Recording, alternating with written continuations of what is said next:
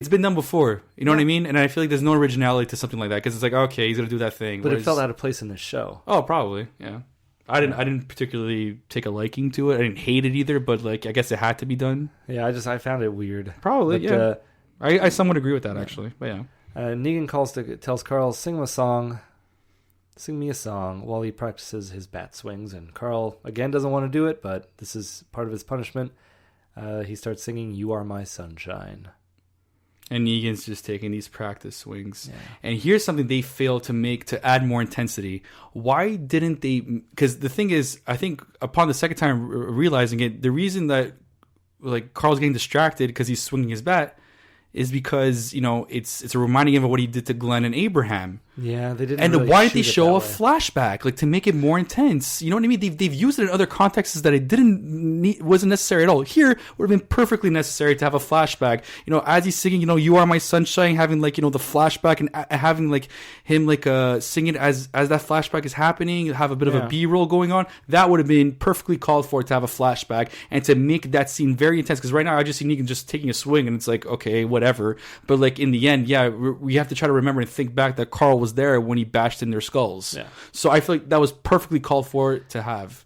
Now, surprise, surprise, I disagree with you 100%. I know. Because I do not like flashbacks when we, as the audience, can remember something very clearly. Because flashbacks are supposed to show the audience what the character is thinking. It's not showing the character what they forgot about. So Carl clearly remembers this. Like, he remembers his friends. Well, you can't get to Carl's head to show, like, you know, maybe have his point of view of, like, you know, like... Well, because I think we I don't know, flashbacks to me always seem cheap when they're not They needed. are, and but The I feel Walking like... Dead has done them, so I figured they would do them here, too. So it's weird that they didn't do them. But I feel like here I'm arguing that it was more called for here than any other time we've seen stupid flashbacks. Yeah. You know what the other thing is, too? I feel like, and I'm going to go back on this later on, too, but, like, why not have close-ups of, like, the bat just, like, you know, landing on something? Like, Negan just really getting intense on the bat swing to increase the intensity. Well, there's no intensity. He's like, swinging the bat. He's not trashing his room. But I don't feel the intensity in this. Like, because Carl's, like, scared at the same time. Like, well, Carl, what are you scared about? He's at a great distance. Yeah, the intensity is that it's like another power move. It's Carl being forced to... Well, it is a power move. Oh, it is a power move. Yeah, I really feel like he's just doing practice swings. It's not like he needs to actually practice. It's not like he needs to practice bashing something in. He's just intimidating him by swinging this bat around. But I'm not exactly. But on a personal level, I'm not feeling it. I'm really not. Okay, but you can tell Carl is, right? He is, but I feel like just you know, he's singing the song. He's at a great, you know, like Negan's not at an intimidating distance. He's not like, and at least with the distance is one thing, but at least have close-ups of, like, you know, Negan really getting into it, you know, joking around kind of thing. Like, you know, they could have done something different. Camera angles, maybe. Yeah, they don't have that at all. It's just a one shot, medium shot. That's it. Low angle. That's that. And, you know, oh yeah, we're supposed to feel for Carl because he's singing it, and, you know, he's slightly afraid to get his head bashed in, even though I've just said before nothing's gonna happen. Yeah. That's the thing. So I really feel like they've missed on opportunities to capitalize to make the episode tense. No, they just have it go dry as they always do. Okay, well, I didn't mind it at all. I mind it a lot. Negan now says the iron is ready. And there's no suspense. We know it's not him. We know that because... Yeah, well, they've set it up to know it's not him. But Carl doesn't necessarily know it's not him. No, but at least the iron is ready. Close up on the face. You know what I mean? The iron is ready. Then, like, you know, show something on Carl reacting. Something. No, it just... Your editing style is a very different show in my mind now. Yeah, you're right. But you know what? It's boring right now. It's so boring. Yeah. It's boring, Matthew. And that's what pisses me off about this. Yeah, but I wasn't bored. I mean, I did find it predictable. But I wasn't bored. Is that a good thing? Yeah. That you find it predictable? Yeah, predictability isn't boring. Isn't boring, but, like, I feel like it's predictability shouldn't be, like, predictable as in, like, you know, Rick is eventually going to triumph, and, you know, they're all going to survive, hopefully, half-heartedly, or, you know, that's a good predictability. But little things where you should capitalize on, like this, you know, to really make a purpose for this episode. I mean, I know they want to underlie the potential relationship that he could have with Negan. But leave it on the fence. Put it on the fence. Put it at the, you know. Yeah, but don't you want to? They need to get stuff moving. They've been putting things on the fence all season. They've been doing it all series. No, they did not. This entire season has nothing has been on the fence. Everything has been an origin. Everything has been an emphasized story on every character. That's what this stupid season has been. Just before you said there was filler, and a filler episode is not moving the story forward. This is at least moving the story forward. There, it is moving the story. But I'm trying to say is that they're beating around. They're still beating around the bush. They're still like this entire season has been anything but productive. I mean, yeah, I will give you that not a lot has happened. Exactly. It shouldn't have taken 7 episodes to get to this point. Right. But make something out of this. Make Negan a villain. I'm sorry. Like you have the empathy. You have the empathy before. Now, like have him U-turn. Have him be unpredictable. Yeah. That's where I feel like it's called for, but it's not happening. This is like this show won't budge. They're being stubborn. I'm sure it'll happen, but I'm sure they're saving it for. Now they're saving it for the finale, for the mid-season finale. If they can't wait. I don't know. It sounds sarcastic. Negan. Anyway, they go to the atrium. Negan gives another long speech. He leans back a whole bunch. We see Mark is tied down to a chair. Dwight hands Negan the iron and presses it up against Mark's face. Yeah, for the record, I do like this scene for the most part. Okay, good, because I did not. You do not? No. Well, for the most part, but maybe I agree with you for what I don't like about it. But okay, what don't you like about it? It wasn't as graphic as I wanted to see. Okay, yeah, me too. I was disappointed. And even the first shot you saw the iron on his face did not look like it was on his face. Actually, yeah, well, you don't get to see them press the iron on the face. Exactly. It cuts to Carl's reaction. Yeah, and I was like, no, I want to see it press on his face. Totally. Yeah. Then go to Carl. And then it comes back and I like the cheesy skin pulling off his face. That which should happen, of course. But it didn't seem like he got it as bad as Dwight. For no, sure. he didn't. But maybe it's not going to heal. Well, it's all about the healing process. Obviously, initially, when you see an initial burn, it's not going to be something like, it's not going to look so severe. It's more like the healing process that makes it really gruesome. Yeah. So, what I don't like about this scene, they did some things right.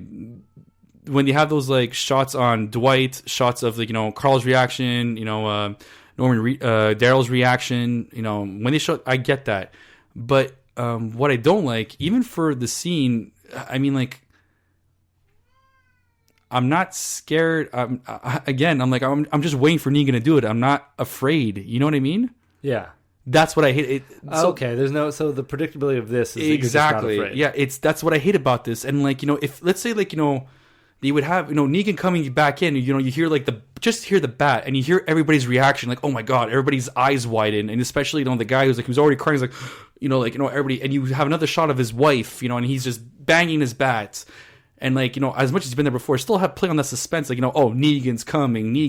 And it's like, this is a whole different show though. This is a whole different character. No, it should be filmed a certain way. It should be like, film like the Warriors, where he's no, well, it's some these have some good, some cinematic attributes. I would argue what I want to say later is that Tarantino should be directing the show.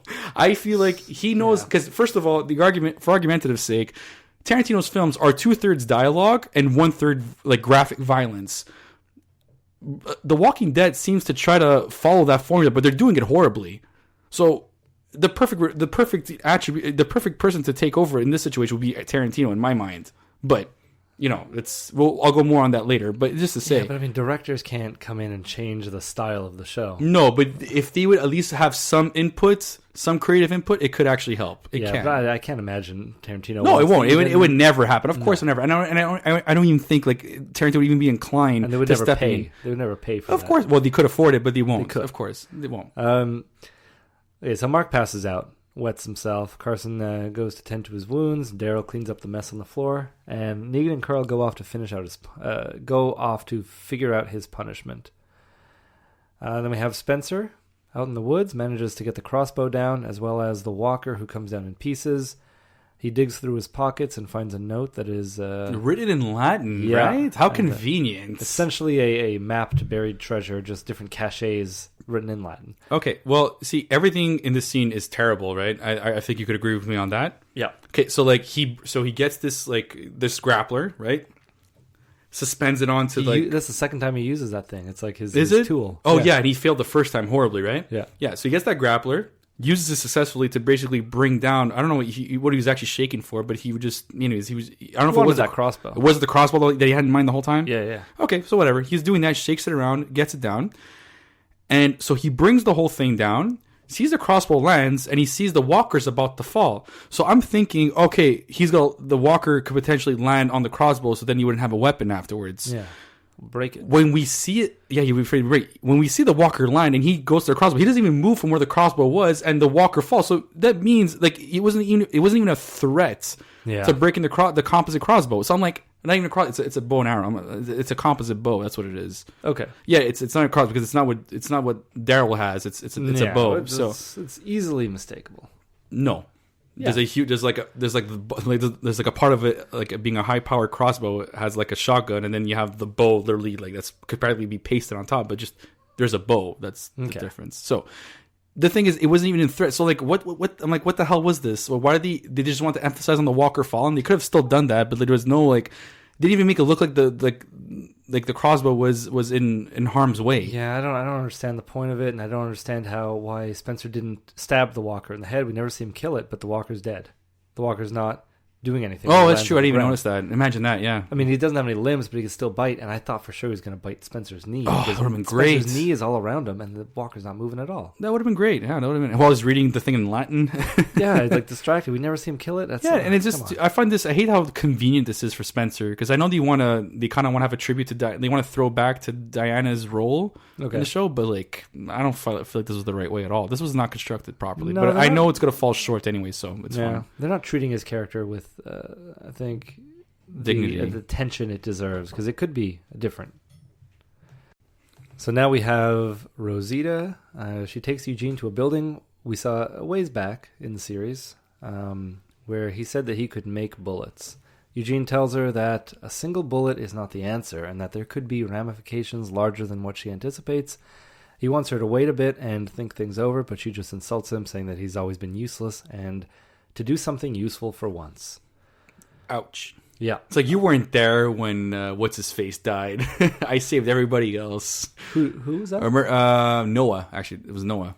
He had a pretty gruesome death, remember? Like, Noah, yeah. And we started liking him, too, and he was looking like, he was very, like, you know, like, especially because he acted on a limb, I think, all the time. Yeah. He was always limping. Eugene saved people in that episode? Yeah, I remember he kind of distracted the walkers by, hey, walkers, you know what I mean? He's driving away to get everybody away from the revolving doors that they were stuck in. Oh, yeah. Okay. Yeah, no, well, that episode was pretty good, and he bit Dwight's dick.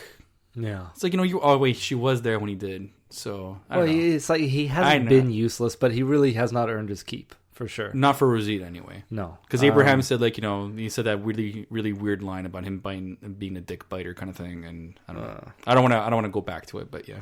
All right. But yeah, it was definitely. I don't know. Eugene did not warrant this. No, he didn't. That's the bottom line I was trying to say too. Yeah. Yeah. So. Apologies. Right. So go to this factory. He's going to make the bullet. Sherry and Dwight now. They have another meeting in the stairwell. See, I remember the first time they did this, you thought they just ran into each other. I'm pretty sure this is the stairwell where a secret stairwell where they meet sometimes, because it doesn't seem like Negan's really going to be taking this. No, it's a huge factory. It's probably a place, you know, a little off the. I still think path. Like, especially after what we saw at Cell, it would have been in so much better context if we saw the Cell after again with this, because the conversation they had was a lot more, because they were more blunt. In the Cell, it's like, oh, this is the right decision, right? Yeah. That's it. Conversation was over. Yeah. And then this is more elaborate, more, you know, the reason why. You know, this was a lot more elaborate. So, yeah.